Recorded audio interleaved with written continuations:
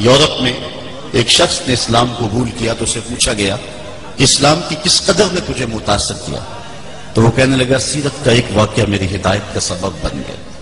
ایک دن مجلس جمی ہے حضور کی، ایک شخص اٹھ کے کھڑا ہوتا ہے، حضور میرا بچہ گم ہے، 2-3 دن سے مل نہیں رہا، آپ دعا کریں میرا بچہ مل جائے۔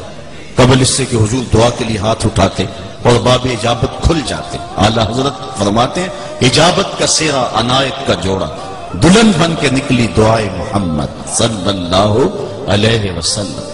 قبل اس سے کہ حضور دعا کے لیے ہاتھ اٹھاتے، ایک شخص جو بعد میں آیا تھا کھڑا ہو گیا، حضور میں ابھی فلاں باغ کے قریب سے گزر کے آیا ہوں، میں نے بچوں کے ساتھ اس کے بیٹے کو وہاں کھیلتے ہوئے دیکھا۔ باپ نے سنا تو دوڑ لگا دی، حضور نے فرمایا اس کو واپس بلایا گیا۔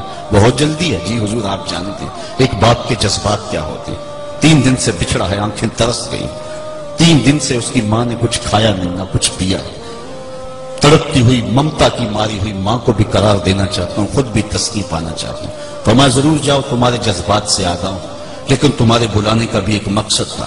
جی حضور ارشاد کیجئے۔ فرمایا جب باغ کے کنارے جاؤ تو بچوں کے ساتھ اپنے بیٹے کو کھیلتا ہوا دیکھو تو اس کو بیٹا کہہ کے آواز نہ دینا، جو نام رکھا اس نام سے پکار دو۔ عرض کی میرا بیٹا ہے، اگر نام بیٹا کہہ کے پکاروں تو حرج بھی کیا ہے؟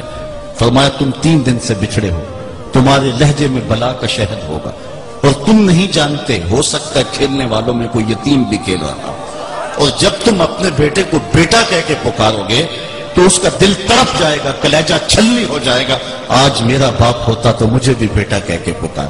کہا یہ شوق گھر جا کے پورا کر لینا، لیکن اس کا نام لے کے اس کو وہاں پکارنا۔ یہ اسلام کا دیا ہوا مثال۔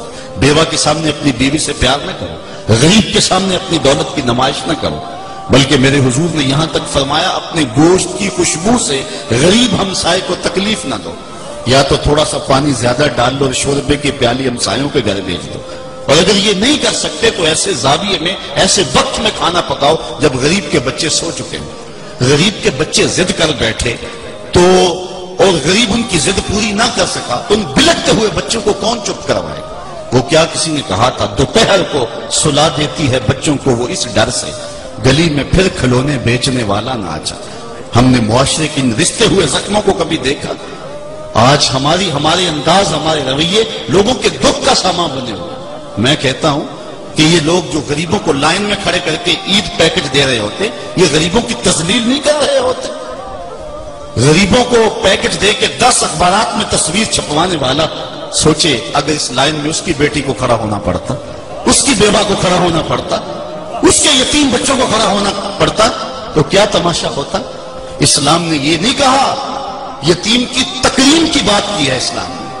کلا بل لا تکرمون الیتیم، یار بچا ہوا کھانا تو کتے کو بھی ڈالا جا سکتا ہے، بچی ہوئی دیگ آپ مدرسے میں بھیج کے سمجھتے کمال کر لیا، یہ بات نہیں ہے۔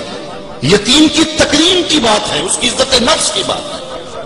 بہترین دھرتی پہ وہ گھر ہے جس میں یتیم بھی ہو، اس کی تکریم بھی کی جا رہی ہے، اس چیز کا احساس، اس چیز کا لحاظ رکھا جائے۔